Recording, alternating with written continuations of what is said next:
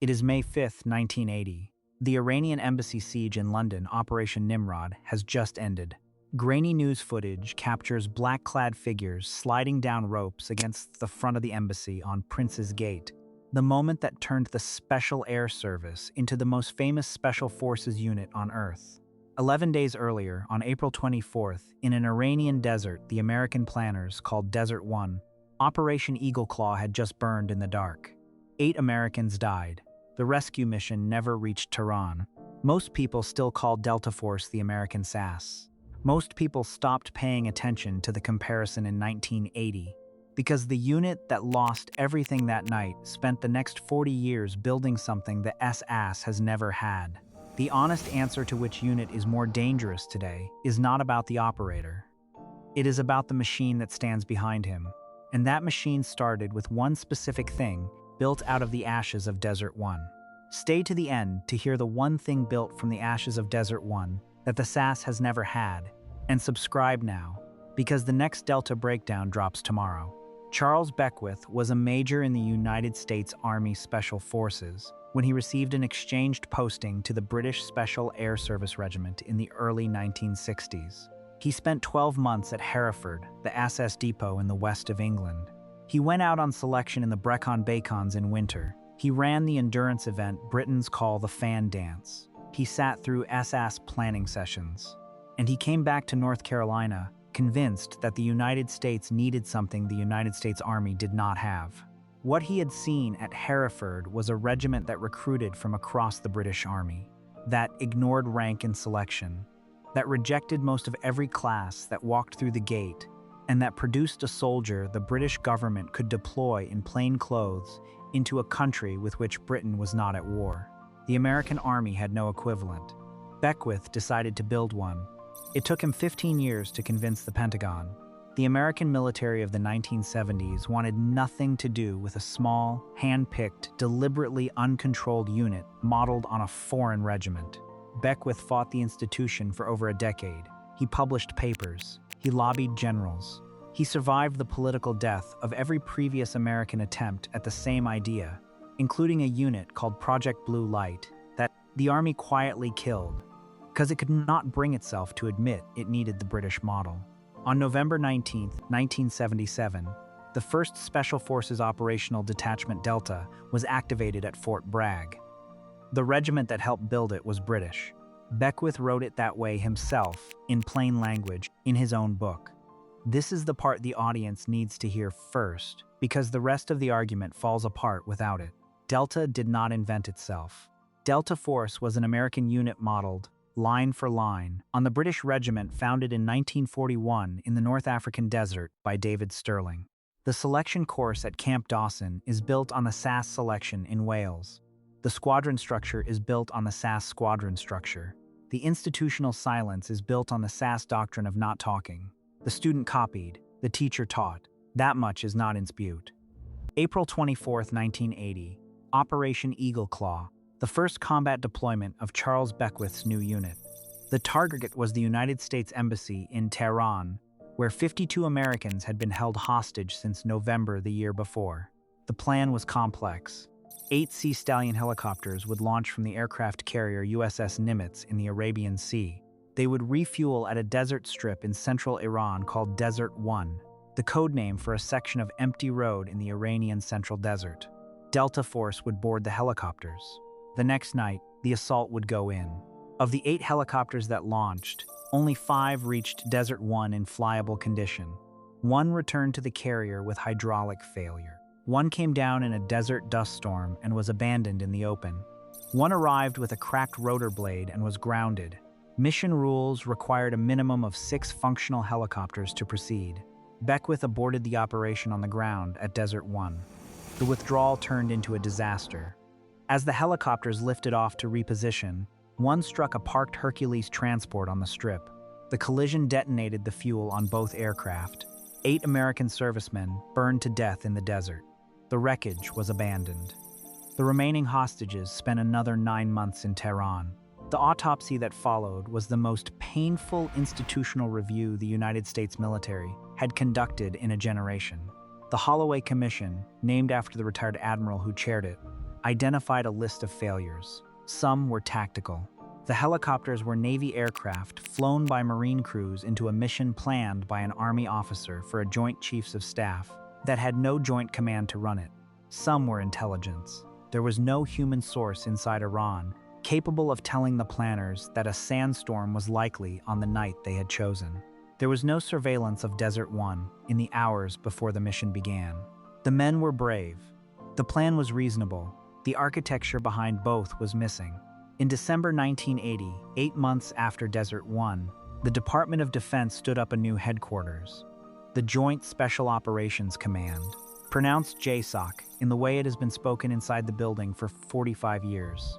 Its first task was simple: make Desert One impossible to repeat. The Joint Special Operations Command was the answer to every finding in the Holloway report. Holloway had been blunt. The mission had been planned by a committee, executed by strangers, and supported by an intelligence community that had nothing useful to share when the planners came asking what Desert One looked like in the dark. The Joint Special Operations Command was built to make every one of those sentences obsolete. It was a joint headquarters that owned both the operators and the aircraft that carried them. It was a command structure that could plan a complex multi-service mission without asking permission from 4 different service chiefs. It was a permanent rehearsal site at Pope Field, adjacent to Fort Bragg, where the helicopters and the operators could train together every day rather than meeting for the first time on the launch deck of a carrier. And it was something else. It was the seed of an intelligence apparatus that did not exist on the night Beckwith aborted at Desert One. In 1981, the Pentagon stood up a second unit, the Intelligence Support Activity. Its mission was to put American military intelligence operatives onto the streets of any city where Delta Force or its naval counterpart might one day be sent to operate. Cover names, foreign passports, months of patient surveillance against targets that had not yet been chosen.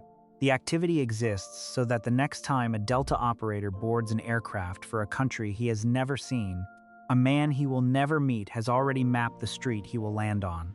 The combination changed the unit Beckwith, founded into something Beckwith could not have built on his own. The Special Air Service across the Atlantic remained what it had always been, the most lethal regiment of its size in the British Armed Forces. But Britain did not stand up a Joint Special Operations Command in 1980. Britain did not stand up an intelligence support activity in 1981. The teacher kept the operator. The student inherited the architecture. That architecture has a name inside the building. Find, fix, finish. Find, fix, finish. 3 words. The first 2 are not the operator. The first 2 are the machine. Find means the satellite that photographs the compound from 300 miles up. The signals intelligence intercept that captured a phone number on a Tuesday. The agency case officer who recruited the bodyguard's cousin in 1996 and has been quietly paid every quarter since. The drone that orbits the building for 14 days without showing up on any flight tracking website. The unit on the ground that watches the windows from a parked van 2 blocks away. Find is the largest intelligence enterprise on the planet, lit up at full power, looking at one address. Fix means freezing the target in place. Pattern of life.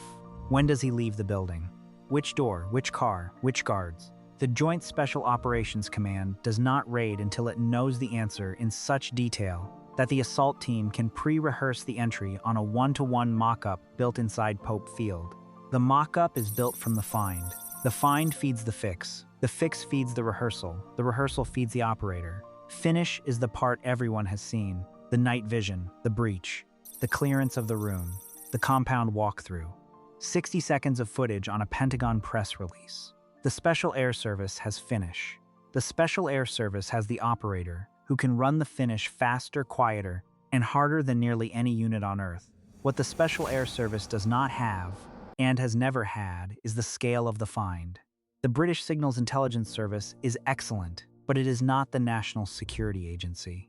The British Satellite Reconnaissance Budget is excellent, but it is not the United States National Reconnaissance Office. The British Human Intelligence Service has produced some of the finest case officers in the Western canon, but it is not the Central Intelligence Agency, and the Central Intelligence Agency stands by the door of every Joint Special Operations Command operation. The agency officer is the bridge that does not exist in the British system at the same scale. He is the case officer who has been working the target country for years, before the assault is even drafted. He is the man whose phone rings when the National Command Authority asks where the target is sleeping tonight. Operator for operator, the units are peers. Machine for machine, they were never meant to compete. This is the part that matters, because it answers the question the audience came here to settle. If the Special Air Service trained Charles Beckwith, if the Special Air Service wrote the playbook that became Delta Force, if the Special Air Service still produces operators the equal of any man at Fort Bragg, then why does Delta read as more dangerous? The answer is the one nobody enjoys hearing. The Special Air Service has not become less dangerous. The Special Air Service has stayed exactly what it was, a regiment of about 300 shooting operators, supported by national intelligence and air assets that are world-class, but limited in scale by the size of the country that funds them. The United Kingdom is not the United States. The United Kingdom's military budget is not the United States' military budget. The United Kingdom has not built, and likely will not build, a joint special operation command, because the United Kingdom does not need one. Delta is more dangerous today than the Special Air Service. In exactly the same way, a rifle on a tripod is more dangerous than a rifle in a hand. The rifle is the same. The man holding it is the same. The system around it is the difference. Delta sits inside an architecture of military, intelligence, and reconnaissance assets that no other Allied Special Forces unit has been granted, because no other Allied government has the budget to grant it. The Special Air Service still trains American operators on exchange tours. The Special Air Service still hosts the Delta squadrons in joint exercises at Hereford. The Special Air Service is still the regiment the unit at Fort Bragg quietly studies whenever it wants to remember how its own house was built. And the Special Air Service still walks into every joint room as an equal, because operator for operator it is. The teacher stayed the teacher. The student walked into a building of windows the teacher never saw. The student is more dangerous now. The student is not better. Here is the line for the comments. Operator for operator, the SAS and Delta are equals. Anyone who says otherwise is selling a flag. The difference is the machine. Disagree. Tell us which unit you would put on the hardest target tonight, and tell us why. If this settled an argument for you, subscribe. The next video puts Delta against a unit far less famous than the SAS and far more dangerous than the audience expects.